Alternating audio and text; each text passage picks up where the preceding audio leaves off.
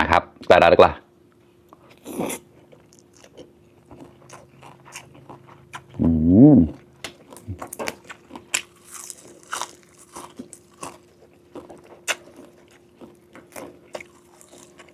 มังเออสมนิฮอดาวสวัสดีทุกคนครับไก่เราตะเยอะเรื่องเชียร์ปอหนึ่งนะงอนเอาก็แฝงเพียวนะเดินเหรอเดได้เรื่องเราต่อแกงเนื้อครับผัดเผ็ดเนื้อครับกินกับแกล้มผักเชียร์กันในเราต่อนะการเนี่ยก็กาแฟใจหมูมารกโดดนะสดเชีย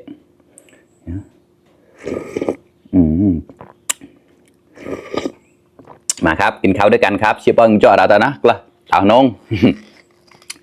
หมดสายเดี๋ยวติดต่อกันละมากูชี้เชื่อรักนับเชื่อมันใหญ่ตีกูเวกลนรักนับโอ้ยดูสิน่ากินอีกแล้วครับเดี๋ยวห้องแฟบชุนแกลเลยดิสอยคนนี้นะห้องแฟบเชียวนี่ตาละเดี๋ยวได้เรื่องเราเดี๋ยวมาครับกระดาษกละ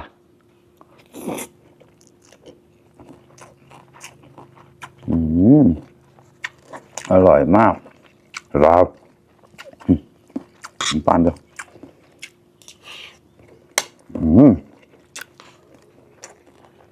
ใหญ่น่าหวาน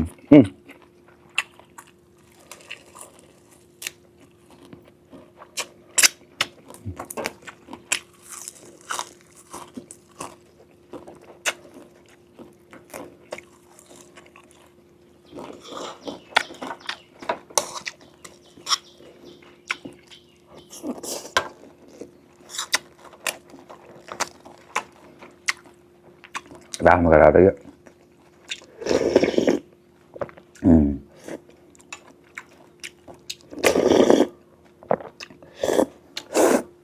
แหวกจิบตัวตาโซดเฉยๆมาครับกล้ารักๆมาครับเพื่อนๆ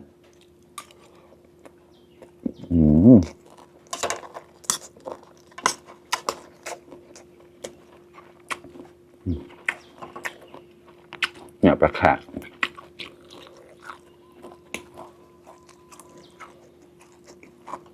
เข้ากันจบง่ายเลยนะเนี่ย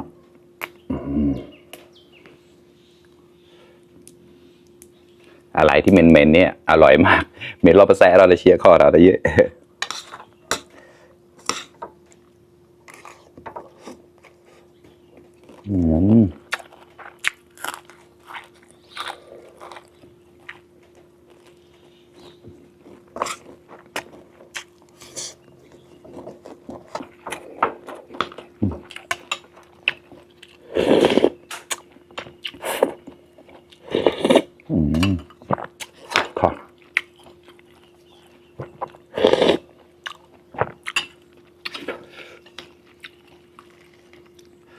ตักใส่เลยครับไม่ต้องเกรงใจ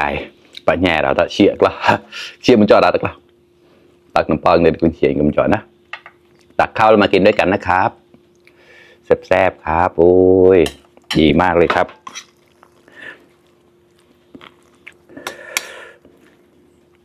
มาครับ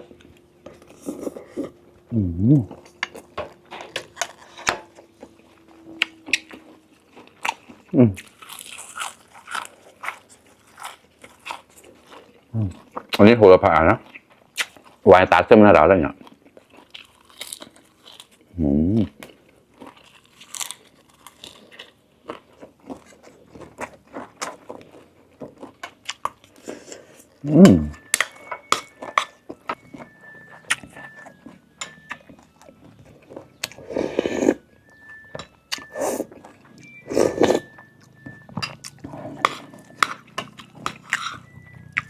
มา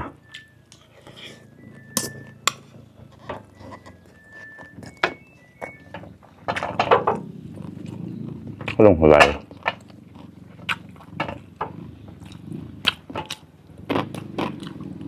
กรอบกัน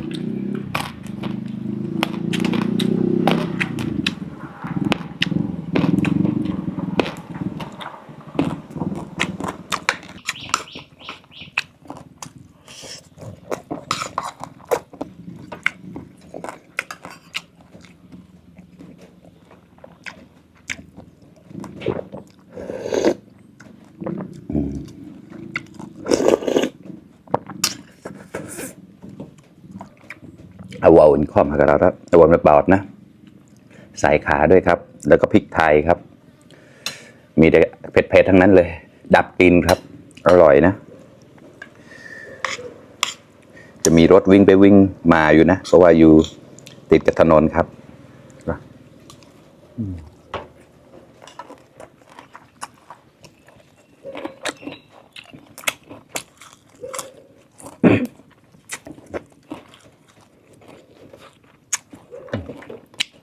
เนี่ยปลาแค่แล้วกล่าวละ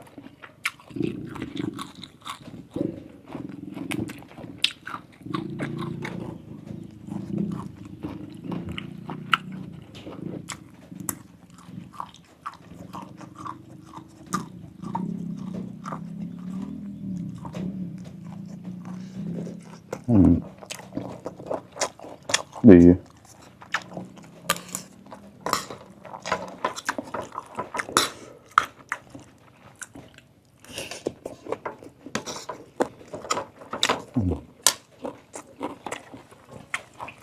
phảiได้ก็เชียร์ในอย่างเงี้ยมาเชียร์เฉยแล้วนะ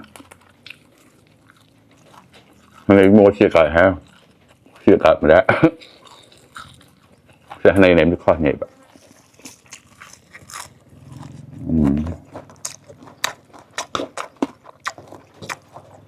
เนี่ยว้าว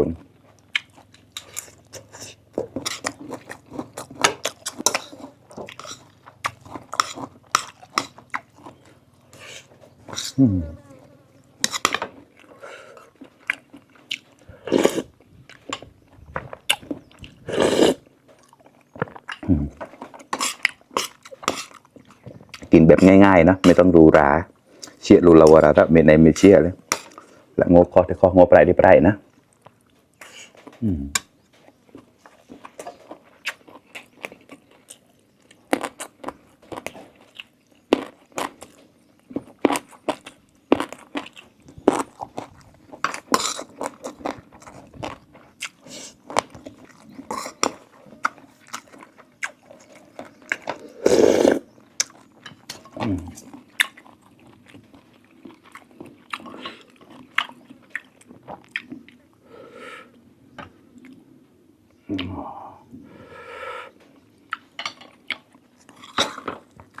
thôi gọt thả ta dễ gọt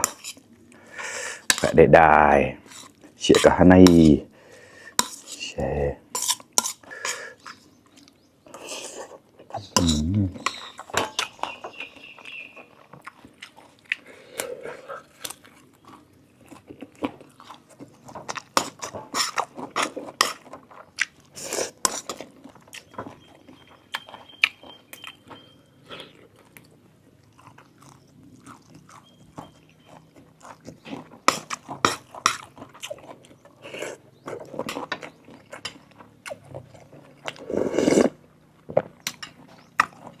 là rất lại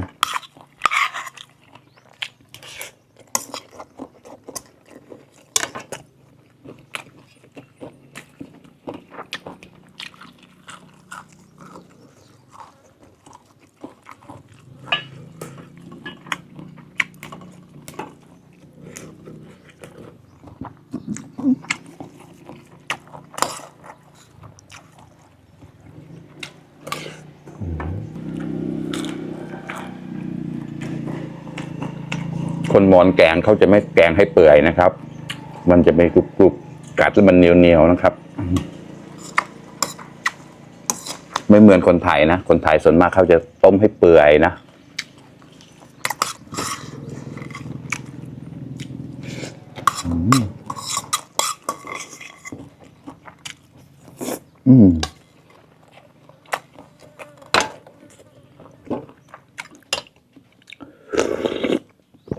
กว่า7 โมงงานออกแล้วครับ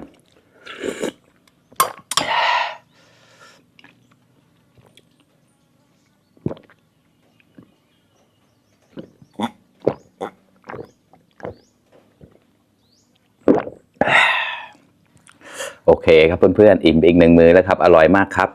แกงเผ็ดหรือว่าผัดเผ็ดนะครับแกงเนื้อครับอร่อยมากๆกินกับแกล้มผักนะครับมีแกงกระเจี๊ยบให้สดด้วยนะครับ พาวมาแกบแล้วเราตะเยเชียร์แควะเพียวนะเดินได้โซเชียลแควะเจมกันไหนนะเข้ามาขอบคุณเพื่อนๆที่เข้ามารับชมทุกคนนะครับฝากเป็นกำลังใจให้ด้วยนะครับไพเดอร์ไลเดอร์แชร์เนี่ยเราต้องแต่นนามูชิบลันติมังจะมวยเปิดอย่างนี้นะสมอดลิบก็มาสหอดก็ตังกูนราวบ๊ายบาย